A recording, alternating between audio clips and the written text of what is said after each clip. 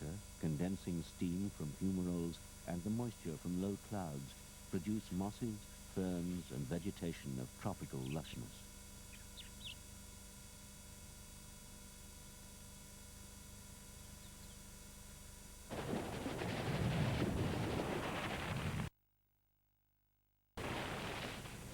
Much of the shoreline is uncompromisingly harsh, the lava constantly pounded by the Pacific swell.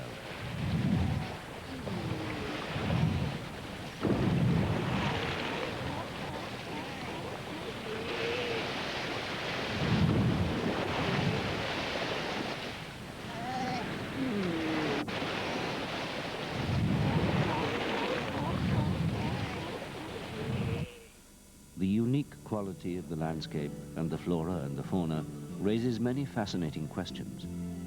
How did the ancestors of the present Galapagos creatures get to these remote islands in the first place? When did they arrive? How did the islands themselves appear quite recently in geological time on the surface of the Pacific Ocean?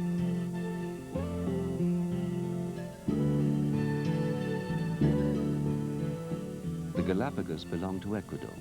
They're situated on the equator, about 1,000 kilometers out in the Pacific.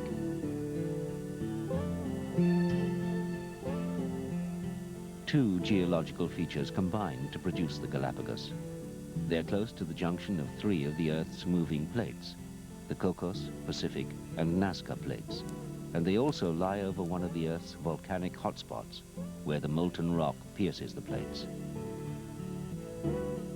The Nazca plate, on which the islands sit, moves eastward at about 8 centimeters a year. The active volcanic islands, such as Isabella and Fernandina, lie directly over the hotspot. The islands to the east have already moved away. Their volcanoes are now extinct. In about 20 million years' time, the present islands will have moved with the Nazca plate until they finally disappear beneath the waves. But by then it's possible that the hotspot will have produced other islands to replace them. This is what the volcanic process looks like when it happens on the seabed. The emission of lava has been going on for more than 10 million years.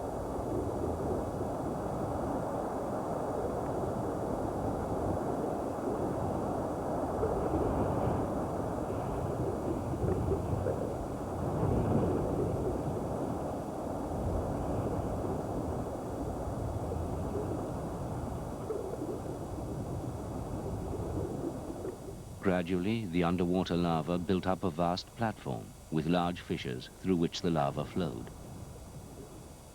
The weird pillar formations are typical of floods of lava on the ocean floor.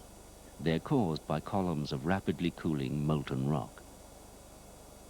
Eventually, the plateau increased in extent and height until about 5 million years ago, some volcanoes broke through the surface.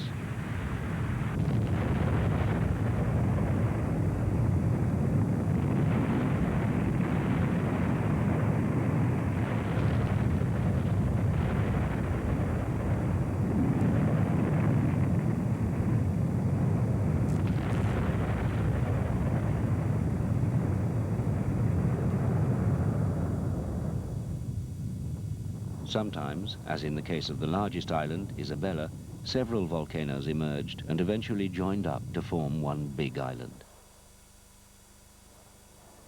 The process is still continuing today. The Galapagos are one of the most volcanically active areas on Earth.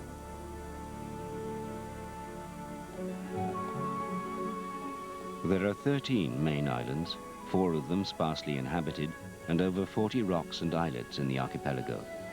Isabella, the largest island, is some 75 kilometers long and, in parts, 40 kilometers wide. It has 5 large, active volcanoes, the largest rising to nearly 2,000 meters. Isabella, one of the younger and most westerly islands, is still over the volcanic hotspot. Nearly all of the islands are less than 2 million years old.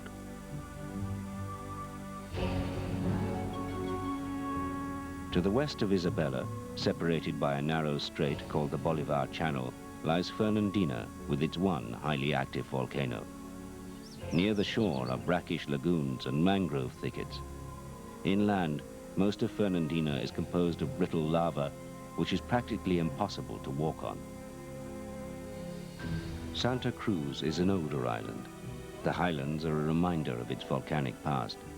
Santa Cruz is the second largest island and has one small town and harbor. It's also the headquarters of the Galapagos National Park and the Darwin Research Station. Floriana is an ancient island too. It was the scene of much volcanic activity in the past. It has more than 50 small cones, the largest of which rises to over 650 meters. Islets and large rocks are a common feature of the Galapagos. This is Daphne Minor, an extinct crater. In the distance is Daphne Major, whose crater is a great attraction to nesting seabirds. Different as they are in shape and size, all the islands are volcanic, between 1 and 4 million years old, and all rose from the seabed. The islands, large and small, are home to possibly the strangest and most fascinating animal fauna on Earth.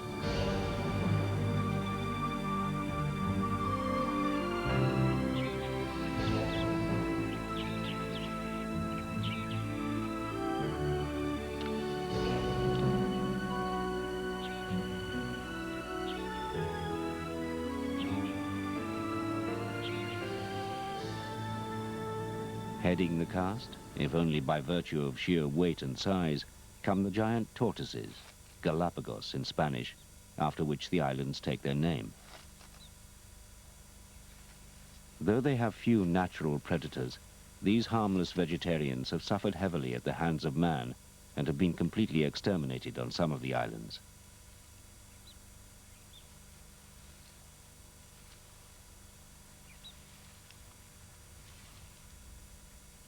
The surviving tortoises live mainly in the moist volcanic uplands because of the plentiful vegetation there.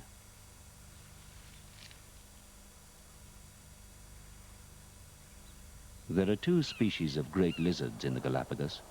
The land iguanas are usually found in the dry areas, but once a year, during the breeding season, the largest concentration occurs on the crater rim of the great active volcano on the island of Fernandina. Fernandina's land iguanas come here to nest each year.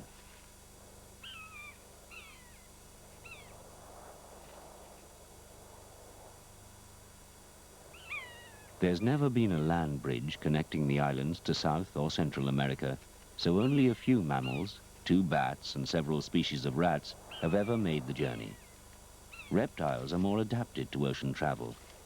Despite its different appearance, the marine iguana is thought to stem from the same ancestor as the land iguana. This one is in breeding colors. It's the only species of marine lizard in the world and feeds on algae on the lava rocks above and below the waterline.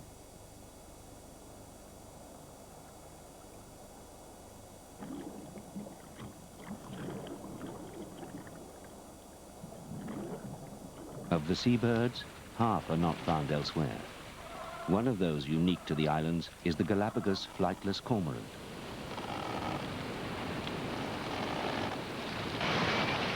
The swallowtail gull, another endemic species, is the only nocturnal gull in the world. It is probably adapted to feeding at night in order to escape the attentions of the frigate birds, which steal other birds' food.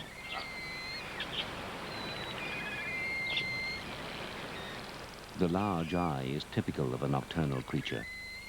The swallowtail gull is so unlike other gulls that it's placed in a genus on its own.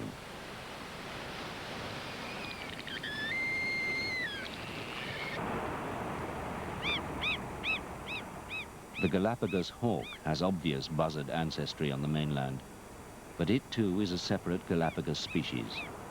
Like so much else in the archipelago, it's quite unafraid of man. It's a fierce and successful predator, preying on small birds, lava lizards, and young iguanas.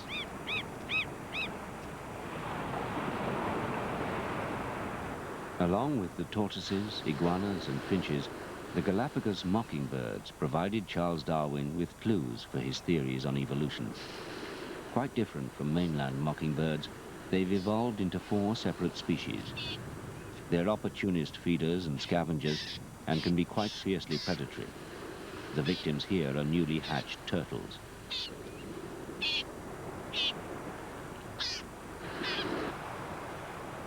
Of the seabirds that choose the islands as their principal or only breeding ground, the waved albatross is the most impressive. About 12,000 pairs nest on the island of Hispaniola. The Galapagos have their own species of penguin too. The Galapagos penguin is the most northerly of all penguin species.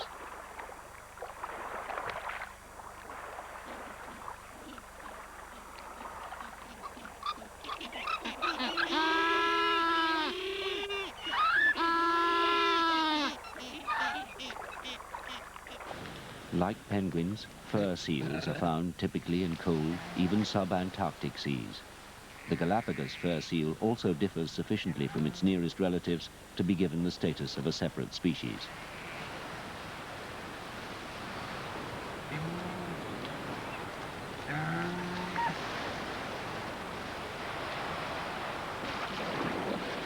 Galapagos sea lions differ from their ancestors in California mainly in size. They're slightly smaller and represent an island subspecies.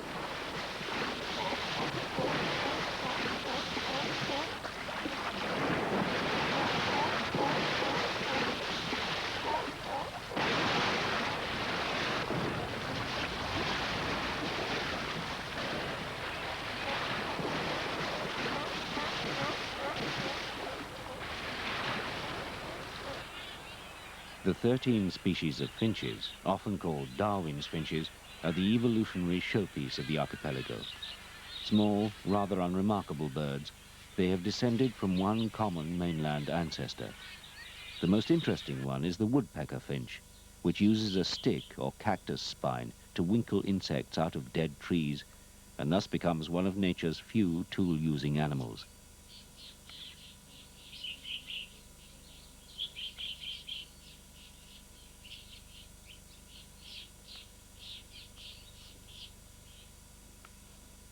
Once the islands had appeared, how did the ancestors of the present Galapagos species reach them? There's no doubt that the sea lions came south from California. The fur seals and penguins came from the opposite direction, led by the cold Peril current. The route taken by tortoises, iguanas and finches is less certain. Some experts name South America as their starting point. Other scientists think that Central America in the region of Panama is more likely. The finches were probably blown by unfavorable winds. Tortoises and iguanas may either have floated or rafted. The riverside forests of the Isthmus of Panama were probably the original home of the ancestors of the reptiles which now inhabit the Galapagos.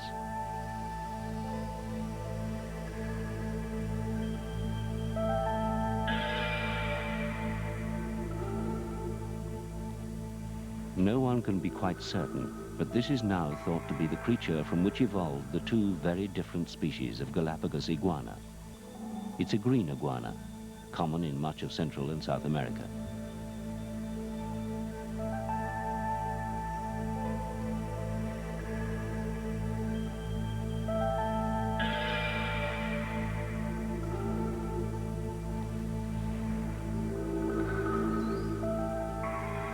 The green iguana is very much at home in the water.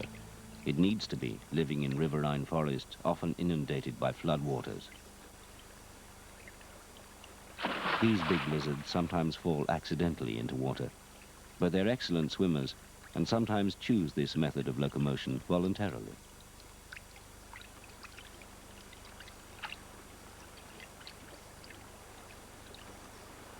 A green iguana swimming bears a striking resemblance to the marine iguana. Its hind legs are held close to the side, and propulsion comes from sinuous movements of tail and body. Its head and chest are similar to the profile of the Galapagos land iguana. It's not suggested that green iguanas swam 1,600 kilometers to make a landfall on the Galapagos. But there was a possible form of transport available. The iguanas often climb onto rafts of floating vegetation. In flood seasons, very large rafts are a common sight on the big rivers of Central and South America. These rafts, eventually make their way out to sea. So it's possible that iguanas and other reptiles, like lizards and snakes, were carried to the Galapagos in this way. The rafting theory also holds good for the probable mainland ancestor of the giant Galapagos tortoises. Obviously, this tortoise wouldn't have made it all the way to the islands, but no doubt logs carried some smaller ones there.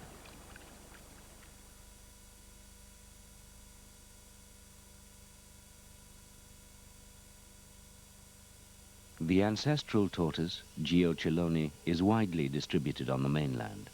It's a small animal by comparison with the Galapagos giants, but tortoises lacking competition on isolated oceanic islands typically evolve into giant forms. The same has happened to the tortoises on the island of Aldabra, far out in the Indian Ocean.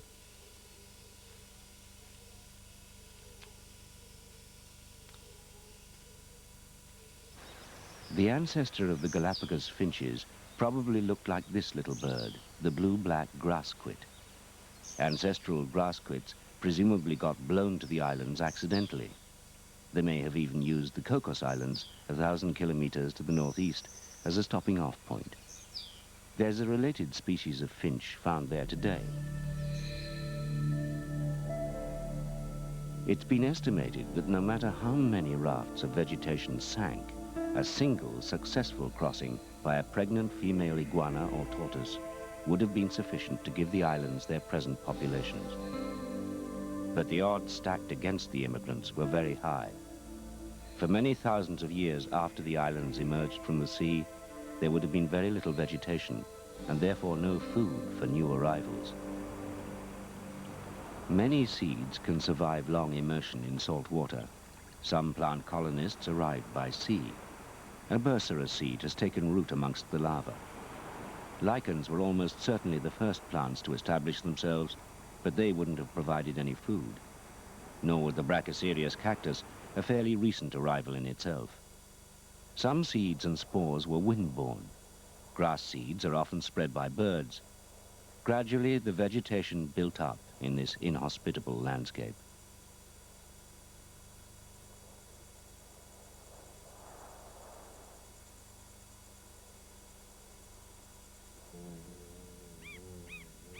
Even today, the flora of the islands is a very limited one.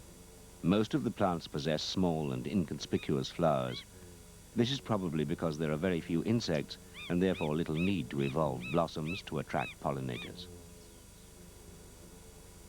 There is only one species of solitary bee, the Galapagos carpenter bee. It's thought to be a fairly recent immigrant. Since carpenters nest in wood, it's likely to have drifted here inside a log.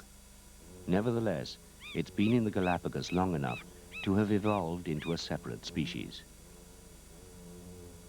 The male is bright yellow. The female carpenter bee is black. Yellow flowers seem to attract the bees most.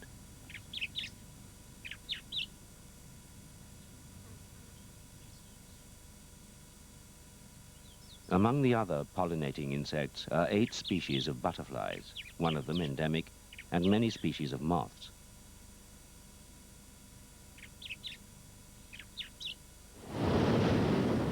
The difficulties facing those first animal colonists were enormous. Firstly, a sea crossing of up to 1,600 kilometers. Secondly, a landfall on a coast that is largely hostile to seaborne invasion.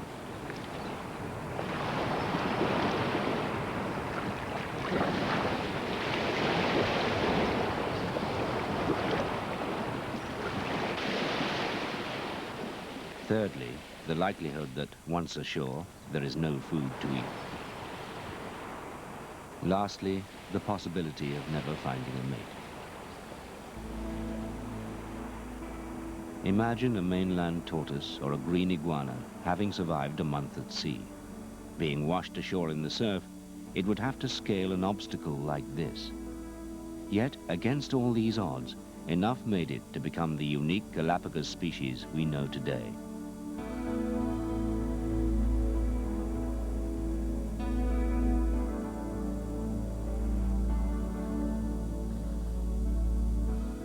Nobody knows how many rafts of vegetation carrying reptiles from the mainland sank while drifting across 1,600 kilometers of sea to the Galapagos. But in the last million years, at least one must have made it, carrying a female green iguana with fertile eggs inside her.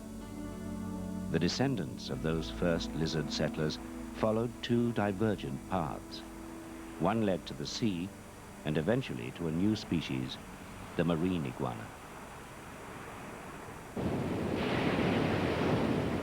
It's probable that in their search for a vacant food niche, some of the first arrivals exploited the green iguana's already considerable aquatic talents. On the rocks and in the tidal pools, there was a plentiful supply of food in the form of marine algae. Over many thousands of years, by the process of natural selection which Darwin described, some of the green iguana colonists adapted to a marine environment.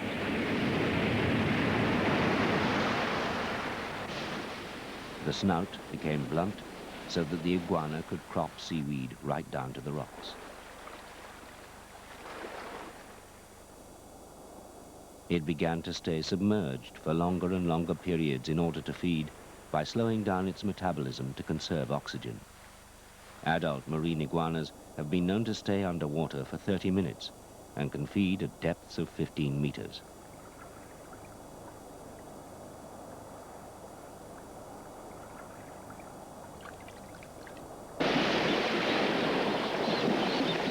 To cope with the surf, claws and forelegs became exceptionally strong. Marine iguanas seem to prefer shorelines with powerful wave action. This is where the seaweeds on which they feed grow best. The male iguana, with its pronounced crest, is quite an intimidating creature. The bony plates on top of the head play their part in mating fights. The scientific name for the species is Amblyrhynchus, blunt-nosed. The marine iguana allows the finches, this is a small ground finch, to clean parasites from its skin. A lava lizard pulls dead skin from an iguana's tail. It's another Galapagos species that probably rafted here in the remote past. In the breeding season, marine iguanas become more brightly colored, though the degree to which they do so varies between islands. There are 7 distinct subspecies. The most highly colored of all come from the island of Hispaniola.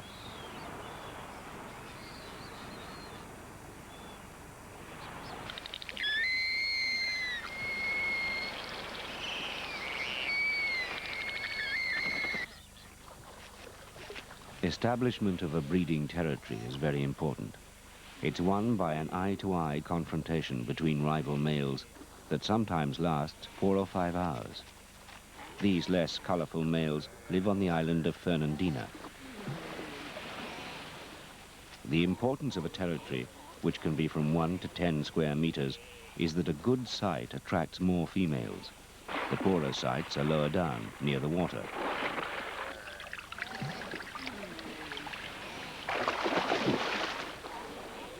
In winning and holding his territory, a male may lose a quarter of his body weight over a 6-week period. Mating with several females occurs over a period of 3 weeks.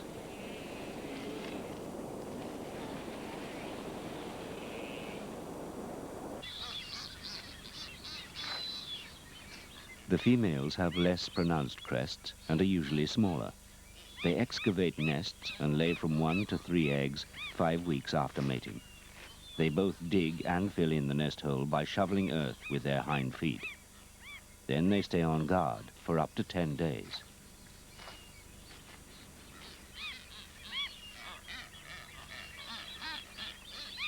This nest hole was probably a trial excavation, or one in which the iguana wasn't ready to lay her eggs. This doesn't stop the mockingbirds from seeing if there are any eggs for them to steal. If not, they search for insects, disturbed by the iguana's digging.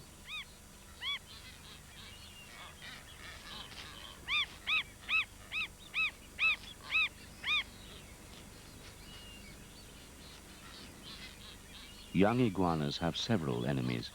One is the Galapagos hawk, a powerful raptor well suited to seizing ground prey.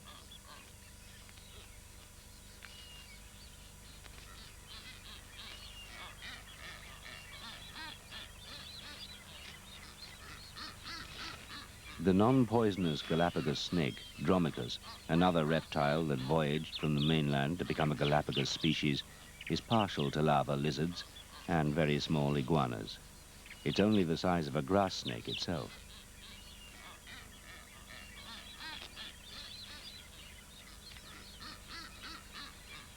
Today, there are between 200,000 and 300,000 marine iguanas in the archipelago. Natural predation doesn't affect their numbers, but what drastically reduces them from time to time is a failure of ocean currents affecting the growth of the seaweeds on which they feed. Many corpses were to be seen on every shore after a drastic upset of ocean temperatures by the warm water mass called El Niño in 1982.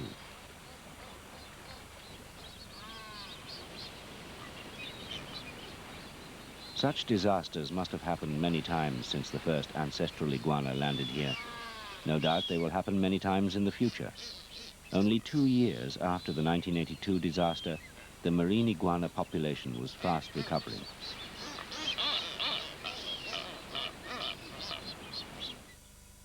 The same species of green iguana from the mainland is thought to be the ancestor of the Galapagos land iguana. In evolutionary terms, the land iguana didn't have so far to go as its marine cousin, but it did have to make a number of adaptations in its new home. There is practically no fresh water on the islands, so its jaws became powerful enough to break off and crush moisture-containing vegetation like cactus pads and fruit. It lacks the long claws of the marine iguana since it doesn't have to cling on to rocks, but its claws have to be powerful for digging.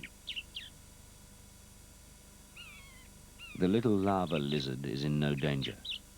Land iguanas are vegetarians, and the lizard is removing its parasites. The land iguana's pale color reflects the heat from its body, for it needs to lose heat rather than gain it, like the darker colored marine species.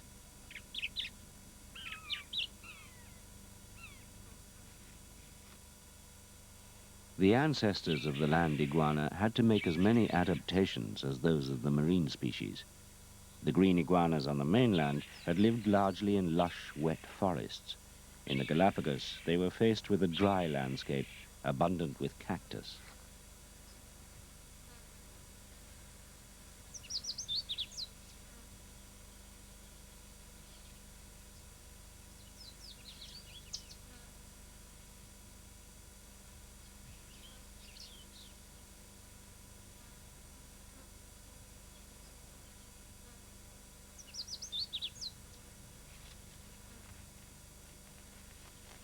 Many lizard species are at home in semi-desert conditions, and the land iguana is no exception.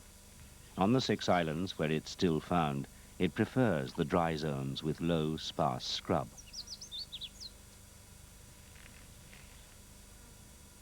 Because of the moisture stored in its fleshy pads, opuntia is a favorite food. The big lizards will even wait under trees for ripe fruits to drop.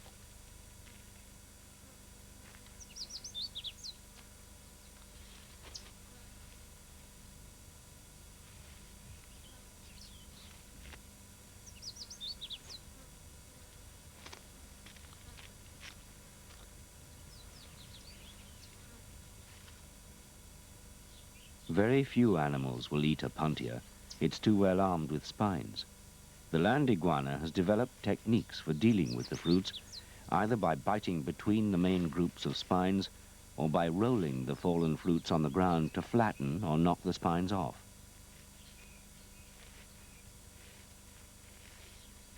They must still get plenty of spines stuck in mouth and jaws, but these don't appear to cause any permanent harm. The crater-like hole in this iguana's head is probably the result of an accident.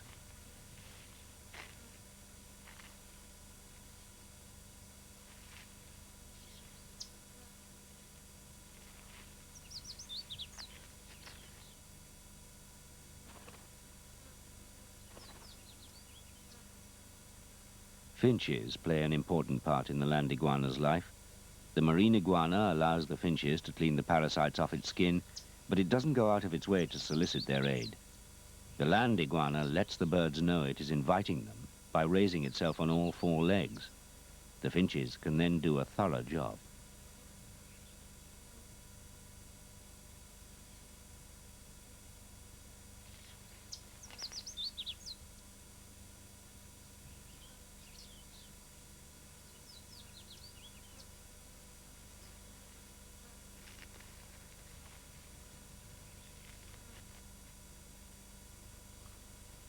The land iguanas are mainly to be found in the dry lowlands, with one notable exception, on the island of Fernandina.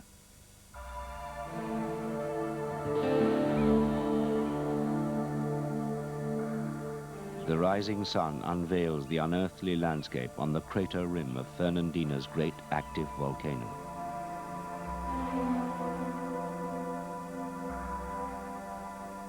The volcanic highlands are the one place where moisture can be found all year round.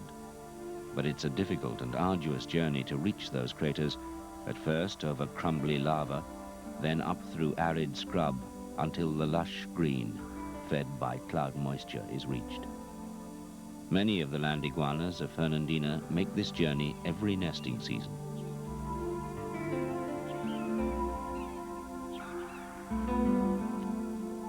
There's little doubt what draws them, the soft, warm layers of volcanic dust in the crater. The crater rim provides some strange contrasts. Close to the ash fields grows rich, green vegetation watered by condensation from the clouds that often envelop the top of the volcano.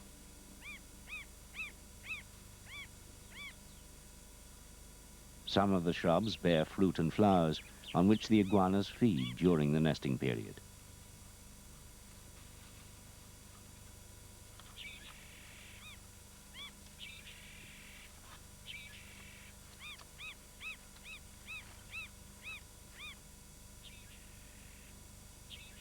The females return to the same breeding areas each year.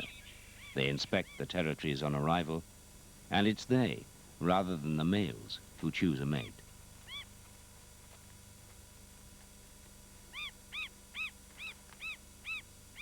A large percentage of the females on Fernandina make the climb to the crater rim.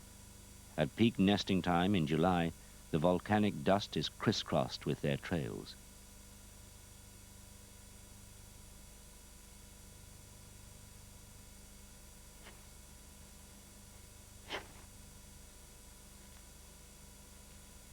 The female excavates the nest hole, in which she lays up to 24 eggs.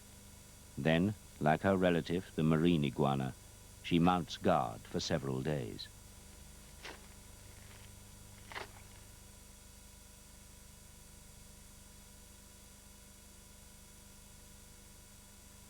Geochelone, the probable mainland ancestor of the giant Galapagos tortoises, could easily have crossed 1,600 kilometers of Pacific Ocean on a raft of vegetation. It's a lightweight, weighing only about 4 kilos. Even without the aid of a raft, it can exist floating in salt water for up to a month. There are 11 surviving subspecies of Galapagos giant tortoises. On the largest island, Isabella, the tortoises differ slightly from region to region. The tortoises on each of the 5 volcanoes are separate subspecies. The 5 races, separated by hostile terrain, don't interbreed. These are Santa Cruz tortoises, enjoying a mud wallow in the humid uplands at the center of the island. Darwin was told by the governor of the Galapagos that the tortoises on different islands had different shaped shells. Those on Santa Cruz are dome-shaped and low at the front, to enable them to move through dense vegetation.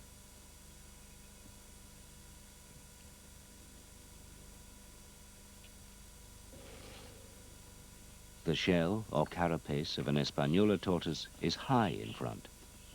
It has evolved this way for its owner to be able to reach up for the sparse, scrubby vegetation that Espanola offers. It's a low, dry island with no volcanic uplands.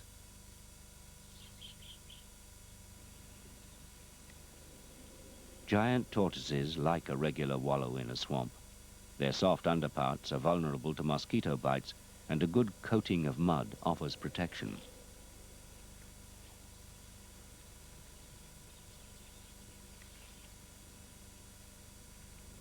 There were once hundreds of thousands of tortoises in the Galapagos. Buccaneers, sealers, and whalers decimated them for food.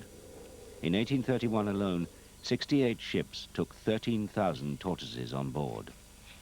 Sadly, it was often the smaller and easier to load females the sailors took, thereby depleting the tortoises' breeding potential. The estimated total population today is between 12,000 and 15,000 animals, split between 6 islands. On Santa Fe and Floriana, they've been extinct for over a century. As recently as 1980, the remains of 27 tortoises were found on Wolf Volcano on the island of Isabella, probably slaughtered by fishermen. Their main enemies, however, are pigs, dogs, cats and rats, all introduced animals that man has allowed to escape. The story of the tortoises on Pinta Island is a particularly sad one. There's only one known survivor, a male called Lonesome George. He's safe at the Darwin station on Santa Cruz, but he has no female of his own subspecies with whom to mate. From January to April, the tortoises gather in the moist uplands to breed. At these times, the highlands resound to the hoarse roars of mating males and the clash of giant carapaces inseparable from tortoise courtship. Giant tortoises take a long time to mature. It's probable that they're 30 or 40 years old before they reach breeding age. After mating, most of the females make the long, slow journey down to the lowlands to dig their nests and lay an average of 10 eggs each. Scientists still argue about the ancestor of the 13 species of Galapagos finches, but this bird, the blue-black grassquit, is a firm favorite. One species is the cactus finch. The Galapagos finches are one of nature's most striking examples of adaptive radiation. This is where one original species adapts to local feeding and living conditions by altering its behavior and even physical shape. Over many years, it may evolve into several different species. With the Galapagos finches, the differences are most evident in the bill shapes. Darwin noted this, and it became a key part in his subsequent theories on evolution. The heavy, probing and seed-cracking bill of the medium ground finch contrasts with the delicate bill of the tree finch. The bill, in each case, has adapted to the bird's style of feeding. The bill of the smallest finch is an even more striking example of adaptation. The warbler finch has the thin bill typical of insectivorous species. The success of the finches is largely due to the fact that they have exploited every possible food niche. On Wolf Island, the sharp-billed ground finches have discovered that if they peck at the base of the masked booby's flight feathers, they draw blood, which provides food. So far, this habit has only spread to one nearby island, for wolf is one of the most isolated of the group. Possibly the habit arose when the finches were cleaning parasites from the booby's wings and drew blood accidentally. There are no woodpeckers in the Galapagos, but there are many rotten trees whose trunks contain insects. The woodpecker finch and the closely related mangrove finch have found a way of exploiting this rich food supply. The habit was first observed in the woodpecker finch.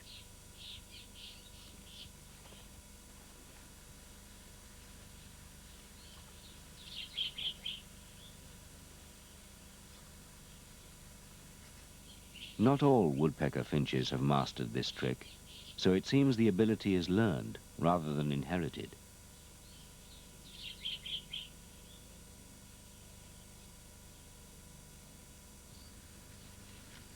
A woodpecker finch which has mastered the technique starts by breaking off a probe. Woodpecker finches live in both the arid and moist zones. In dry areas, the chosen tool is often a cactus spine. This one has a twig. The bird usually begins by listening, just as a woodpecker does, to find out if there's an insect at home.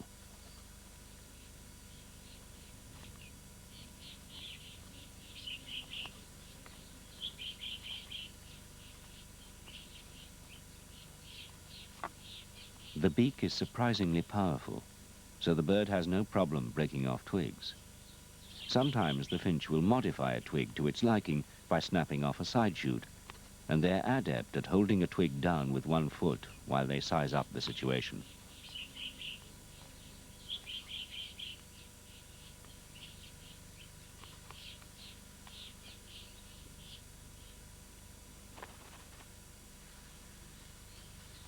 Where a real woodpecker would use its sticky tongue to extract the grub from the tree, the finch maneuvers it with the stick until it's within range of its beak. Charles Darwin never actually witnessed this most exciting piece of finch behavior. This time it drops the stick. Occasionally it retains it for future use.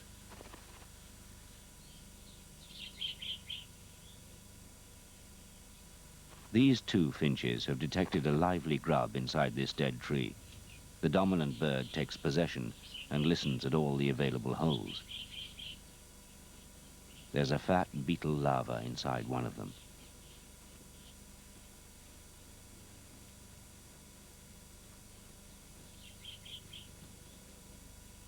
The grub is quite visible to the finch, but its beak is too short to reach it.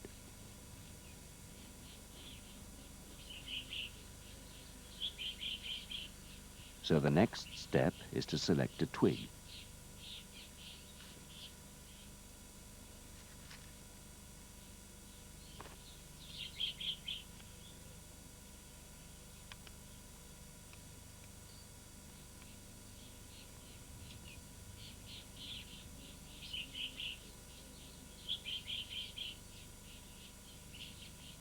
If it's not long enough, the bird finds a more suitable tool.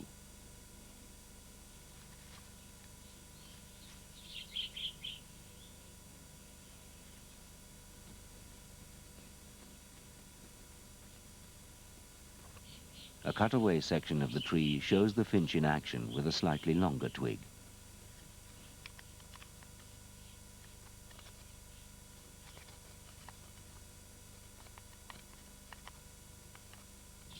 But this won't do the job either. The grub is too fat and the entrance to the hole too narrow. Perhaps by chance, or maybe profiting from past experience, the finch selects a third twig that is slightly curved and therefore more able to get a grip on the prey.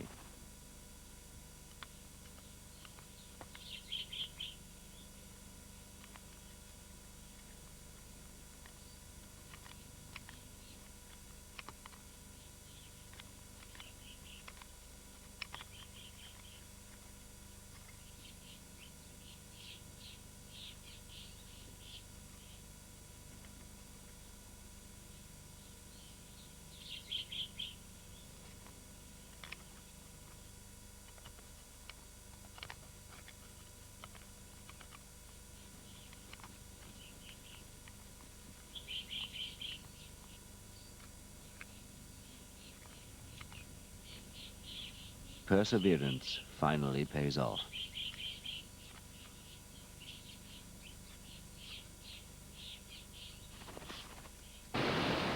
Finches find their food in many ways. This small ground finch is foraging for ticks on the leathery skins of marine iguanas.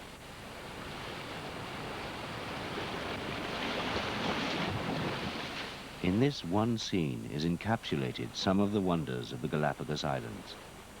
Here are two creatures, a bird and a reptile, that have evolved over hundreds of thousands of years to become new species. In doing so, they have successfully adapted to one of the harshest environments on the face of the Earth.